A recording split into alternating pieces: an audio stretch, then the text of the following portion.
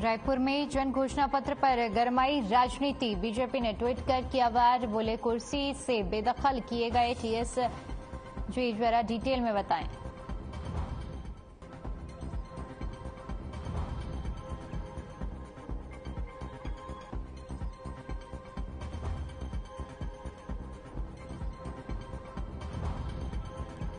रायपुर में पिकअप का प्रकोप, ज्यादातर इलाकों में आ रहे हैं केस। पैरामिलिट्री स्टाफ तक पहुंच चुके हैं पीड़ित।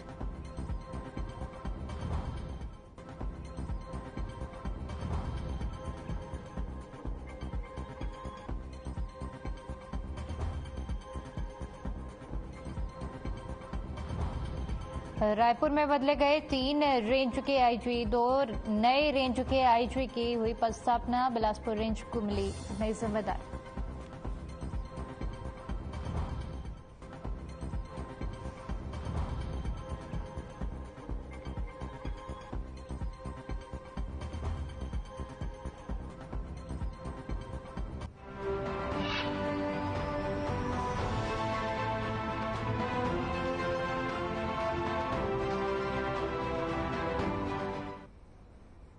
नमस्कार, बुलेटिन में बहुत बहुत स्वागत है आपका। मैं हूं आपके साथ दीपिका ओझा। चलिए शुरुआत करते हैं खबरों की। छत्तीसगढ़ कांग्रेस सरकार के जन घोषणा पत्र पर छत्तीसगढ़ में राजनीति गर्मा गई है। बीजेपी छत्तीसगढ़ ने ट्वीट कर उप मुख्यमंत्री टीएस सिंहदेव के बयान को शेयर करते हुए लिखा कि कुर्सी से बेदखल किए गए टीएस सिंहदेव जी, जरा डिटेल में बताइए।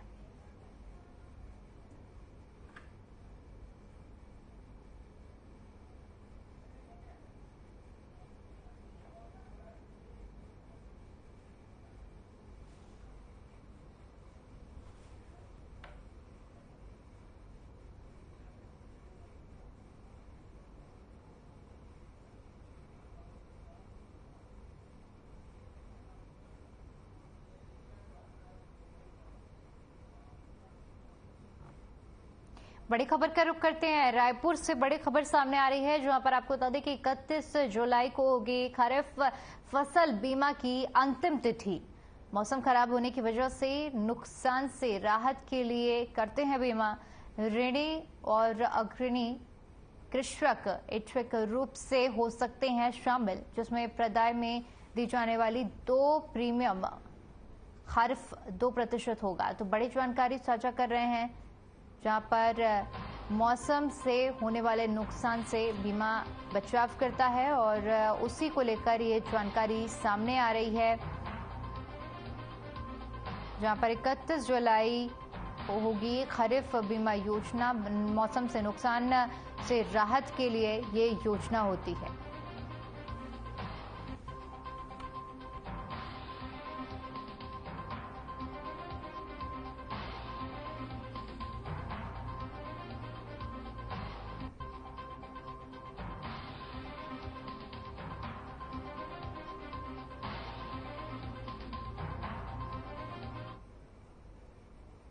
वहीं राजधानी रायपुर में आंखों की बीमारी यानी कंजंक्टिवाइटिस पिंक आई का प्रकोप एक तरह से महामारी का रूप ले चुका है। शहर के ज्यादातर इलाकों में आंखों की बीमारी के मरीज मिल रहे हैं। अम्बेडकर हॉस्पिटल में जूनियर डॉक्टर और पैरामेडिकल स्टाफ तक पीड़ित हो चुके हैं। हालात इतने बिगड़ चुके हैं कि सोमवार से मोतियाबिंद के सारे ऑपरेशन अनिश्चितकाल के लिए कैंसिल कर दिए गए हैं। ऐसी स्थिति सुधरने के बाद ही सर्जरी की जाएगी। डॉक्टरों के अनुसार मोतियाबिंद के बाद मरीज को कंजंक्टिवाइटिस हो जाता है तो आंखों की रोशनी जाने का खतरा बना रहता है।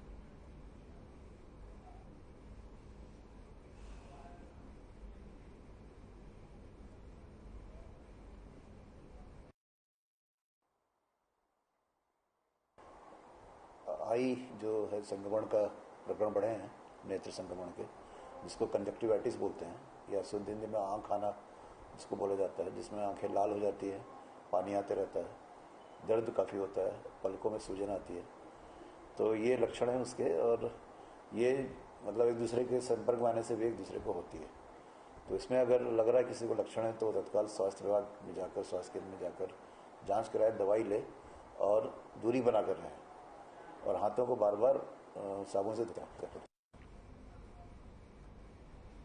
खबर रायपुर से है, जहां पर 3 रेंज के आईजी बदले गए हैं। 2 नए रेंज के आईजी की नई पदस्थापना की गई है, जहां पर रतनलाल डांगी रायपुर रेंज के नए आईजी होंगे, तो वहीं आनंद छाबड़ा को बिलासपुर रेंज की जिम्मेदारी मिली है। वहीं बद्री नारायण मीणा को बिलासपुर से दुर्ग वापसी हुई है, तो वहीं अंकित गर्ग को सरगुजा रेंज आईजी बनाया गया है।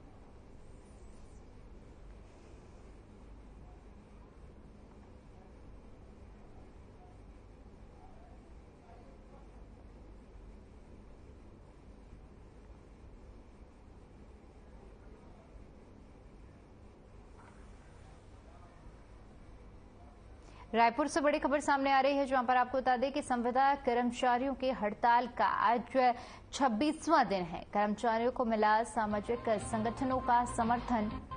26 दिन हो चुके हैं और जिसके बाद सामाजिक संगठनों का समर्थन मिला है। अखिल भारतीय किसान महासंघ का समर्थन मिल चुका है। चंद्रनहु विकास महासमिति भीम के साथ है। एस्मा लगाने के बाद भी कर्मचारियों का आंदोलन जारी है। तो संविदा कर्मचारियों का 26 दिन हो जाने के बाद भी प्रदर्शन जारी है और अब उन्हें कई संगठनों का भी समर्थन मिल चुका है। एस्मा लगाने के बाद से कर्मचारियों की हड़ताल जारी है।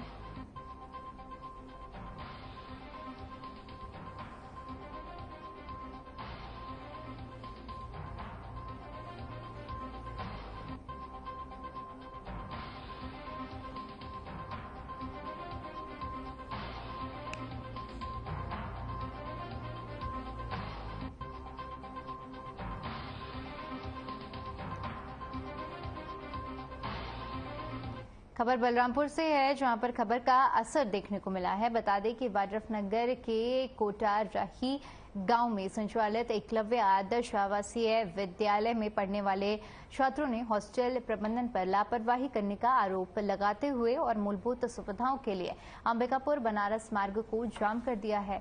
मामला सामने आने के बाद जिला सहायक आयुक्त आदिवासी विभाग विश्वनाथ रेड्डी ने मीडिया को बताया कि विद्यालय प्रभारी अधीक्षक संजय कुमार मरकाम को भारमुक्त कर दिया गया है।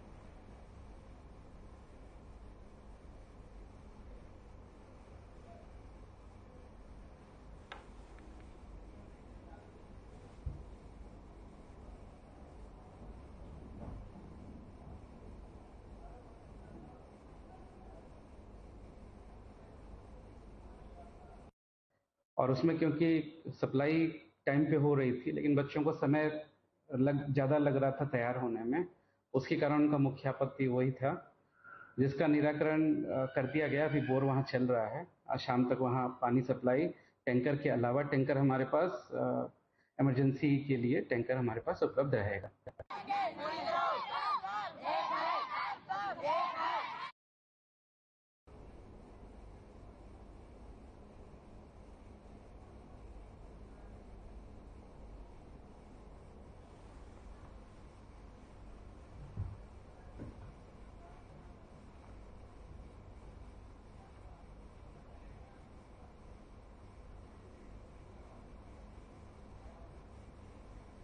रायपुर से बड़ी खबर सामने आ रही है, जहां पर आपको बता दें कि शासकीय वाहन चालक का 1 दिवसीय हड़ताल, जिसमें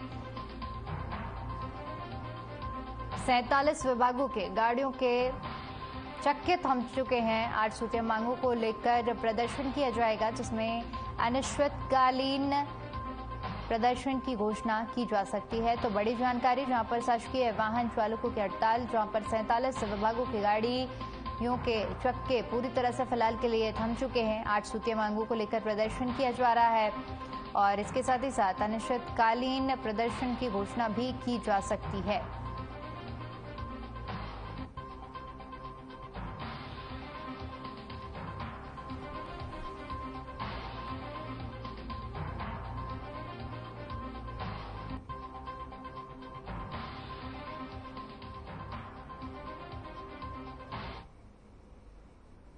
बेमेतरा जिले के थाना और चौकी में लगातार मोबाइल गुम होने की शिकायत प्राप्त हो रही थी, जिस पर बेमेतरा पुलिस अधीक्षक भावना गुप्ता के निर्देशन और मार्गदर्शन में साइबर सेल और थाना चौकियों के स्टाफ द्वारा 59 नग विभिन्न कंपनियों के गुम मोबाइल की जानकारी प्राप्त कर रिकवर किया गया है, जिसकी कीमत करीबन 10 लाख रुपए बताई जा रही है। इसके साथ ही 2 पहिया और 4 पहिया वाहन करीब 25 लाख टोटल और 35 लाख रुपए की आंकी गई है, जिसको लेकर मोबाइल स्वामियों को पुलिस अधीक्षक कार्यालय में अतिरिक्त पुलिस अधीक्षक द्वारा वितरण किया गया।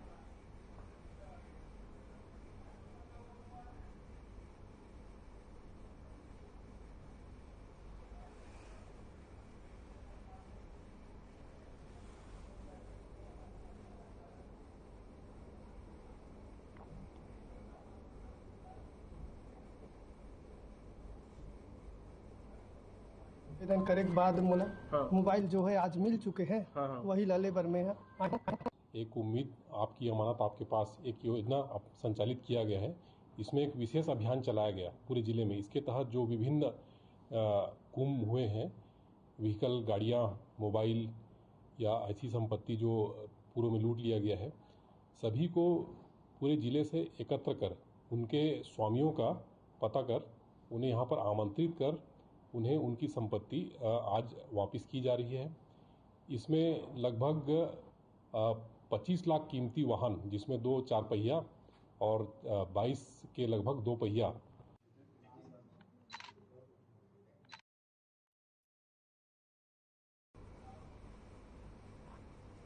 रायपुर से बड़ी खबर सामने आ रही है, जहां पर आपको बता दें कि कंजंक्टिवाइटिस के बढ़ते मामलों से जनता परेशान नजर आ रही है। अस्पतालों में हर दिन नए मामले सामने आ रहे हैं।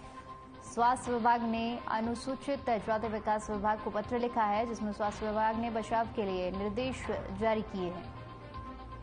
संक्रमण के लक्षण और उपचारों की जानकारी दी गई है और साथ ही साथ प्राथमिक स्वास्थ्य केंद्रों में निःशुल्क उपचार भी उपलब्ध कराया जा रहा है। तो बड़ी जानकारी, जहां पर कंजंक्टिवाइटिस के लगातार केसों में इजाफा हो रहा है, जिससे आम जनता पूरी तरह से परेशान हो रही है और इसी को लेकर अब जागरूकता फैलाने के लिए स्वास्थ्य विभाग की तरफ से दिशा निर्देश जारी किए गए हैं।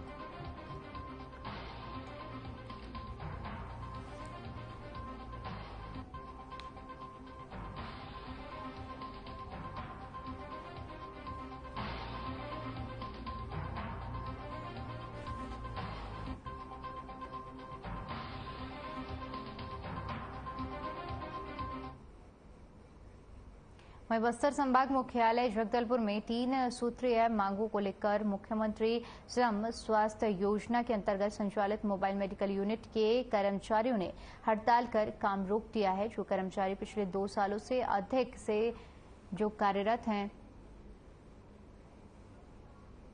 अब तक उनके वेतन में किसी भी प्रकार की वृद्धि नहीं की गई है। बढ़ती हुई महंगाई को देखते हुए न्यूनतम वेतन दिया जा रहा है, जिससे घर परिवार चलाना मुश्किल हो रहा है।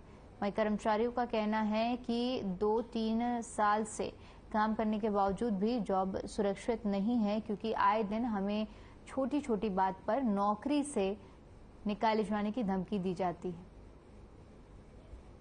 जिससे हमारा मनोबल टूट जाता है।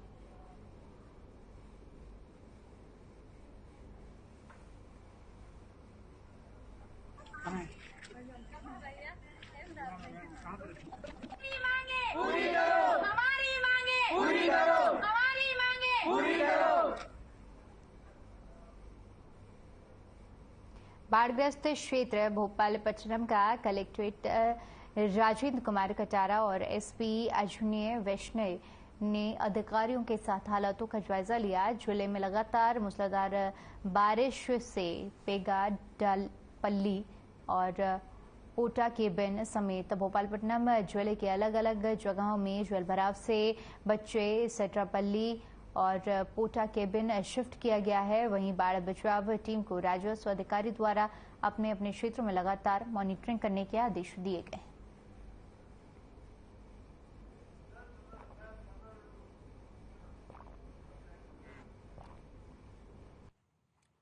तो लग रहा है कि बारिश अच्छी खासी होगी। 1000 mm के करीब आज तक हो चुकी है और परसों पटनम में एकदम से अचानक बाढ़ जैसी स्थिति हो गई थी। तो मैं कल विजिट करने गया था। वहाँ पे 2 वार्ड में पानी भरा हुआ था, संड्रापारा और एक वार्ड नंबर 7 था। तो अचानक से सुबह बारिश हुई और लोगों के घरों में पानी भर गया था, तो प्रशासन ने जाके लोगों को अस्थायी शिविर वहाँ पे खोला है, वहाँ रखा गया है, खाना खिला रहे हैं। कल भी वहाँ रुके थे, दिन में भले लोग वापस गए थे अपना घर वर देखने, लेकिन वहीं रुकने के लिए बोले थे और पानी उतर गया है, अभी स्थिति ठीक है। खबर बीजापुर से है, जहां पर प्रधानमंत्री किसान सम्मान निधि योजना की 14वीं किश्त जारी की गई है। पीएम मोदी डीबीटी माध्यम से 8 करोड़ से अधिक किसानों के खाते में 16,000 करोड़ रुपए की अधिक राशि रकम को ट्रांसफर करेंगे। बता दें कि काफी वक्त से इस योजना की 14वीं किश्त का इंतजार किया जा रहा था। हालांकि भूलेखों के सत्यापन के चलते इस किश्त को जारी करने में देरी हुई है। वहीं कृषि विज्ञान केंद्र के वरिष्ठ वैज्ञानिक और प्रमुख बीके ठाकुर ने बताया कि कृषि विज्ञान केंद्र के हाल में वर्चुअल कार्यक्रम के माध्यम से जिले के बड़े संख्या में किसान शामिल हुए।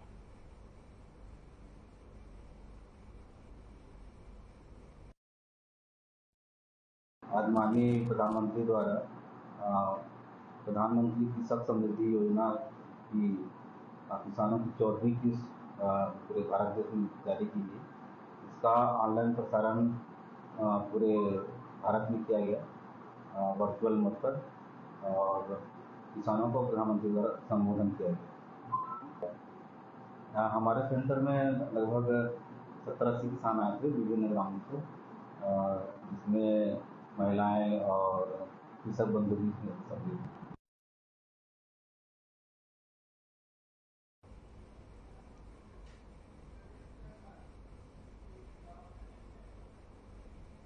खबर बलरामपुर से है, जहां पर खबर का असर देखने को मिला है। बता दें कि वाड्रफनगर के कोटाराही गांव में संचालित एकलव्य आदर्श आवासीय विद्यालय में पढ़ने वाले छात्रों ने हॉस्टल प्रबंधन पर लापरवाही करने के आरोप लगाए हुए और मूलभूत सुविधाओं के लिए अंबिकापुर बनारस मार्ग को जाम कर दिया था। मामला सामने आने के बाद जिला सहायक आयुक्त आदिवासी विभाग विश्वनाथ रेड्डी ने मीडिया को बताया कि विद्यालय प्रभारी अधीक्षक संजय कुमार मरकाम को भारमुक्त कर दिया गया है।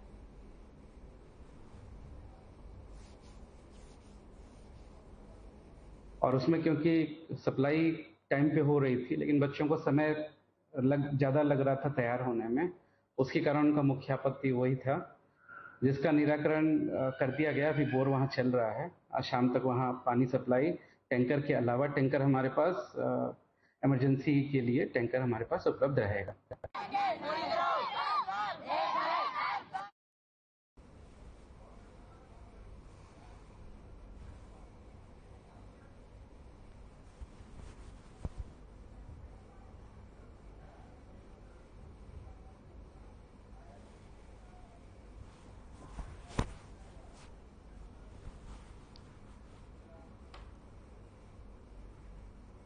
रायपुर से बड़ी खबर सामने आ रही है, जहां पर आपको बता दें कि हायर सेकेंडरी के साथ आईटीआई व्यावसायिक प्रशिक्षण दिया जाएगा। छत्तीसगढ़ मॉडल को राष्ट्रीय स्तर पर सराहना मिल रही है और इसी को लेकर केंद्र सरकार लागू करेगी वोकेशनल ट्रेनिंग इंटीग्रेटेड कार्यक्रम।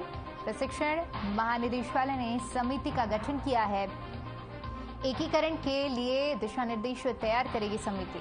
एक सदस्य को नामांकित करने का भी अनुरोध किया गया है। तो बड़ी खबर साझा कर रहे हैं, जहां पर केंद्र सरकार लागू करेगी वोकेशनल ट्रेनिंग इंटीग्रेटेड प्रोग्राम। प्रशिक्षण महानिदेशालय समिति का गठन किया गया है।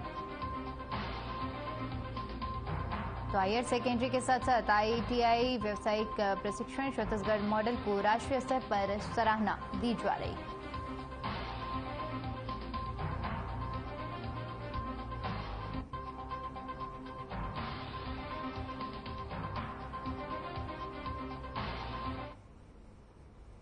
बेमेतरा पुलिस ने फिट कॉप फिट सिटी अभियान की शुरुआत की है। इस अभियान के माध्यम से पुलिस के अधिकारियों और कर्मचारियों समेत आम लोगों को फिट रहने की अभिनव पहल शुरू की गई है। साथ ही साथ नशा मुक्ति अभियान चलाया गया है। योजना कलेक्ट्रेट से पुराना बस स्टैंड, गश्ती चौक, सिंघौरी चौक से स्वामी विवेकानंद स्टेडियम तक किया।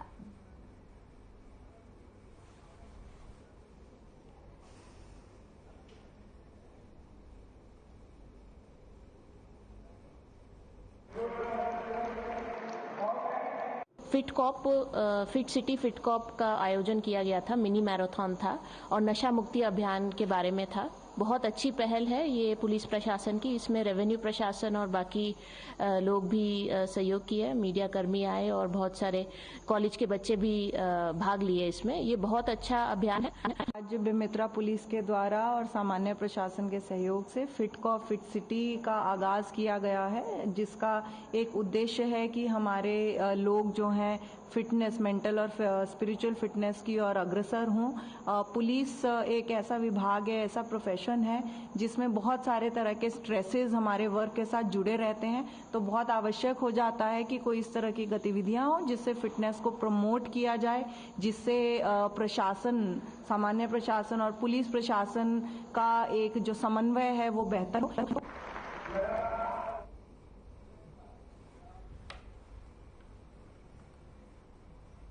वहीं बड़ी खबर का रुख करते हैं। आपको बता दें कि छत्तीसगढ़ की 12 जनजातियों को मिलेगा एसटी का दर्जा। करीब 10 लाख जनजातियों को इसका फायदा मिलेगा। बीजेपी आदिवासी वोटरों को साधने की पूरी कवायद में जुटी हुई है और इसी को लेकर केंद्रीय राज्य मंत्री ने पीएम का आभार जताया है। रायगढ़, महासमुंद और सरगुजा में बड़ी सभा होनी है। तो बड़ी जानकारी, जहां पर छत्तीसगढ़ की 12 जनजातियों को एसटी का दर्जा मिलेगा, जिससे करीब 10 लाख जनजातियों को लाभ पहुंचेगा।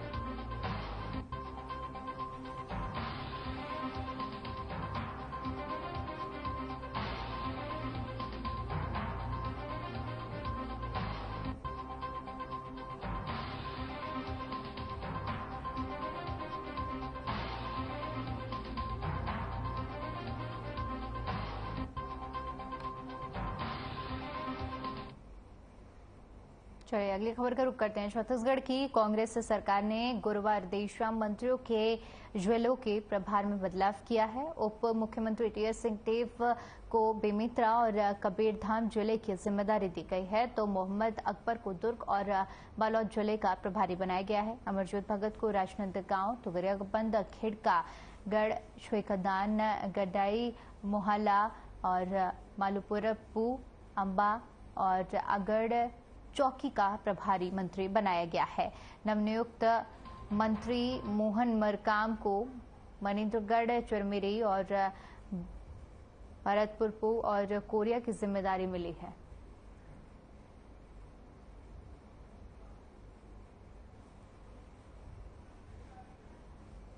वहीं इसी खबर पर ज्यादा जानकारी के साथ हमारे संवाददाता प्रदीप नामदेव हमारे साथ जुड़ गए हैं। जी प्रदीप, जिस तरह से अब मंत्रियों के जिलों के प्रभार में बदलाव किया गया है, और क्या कुछ ज्यादा अपडेट है आपके पास इस पूरी खबर पर?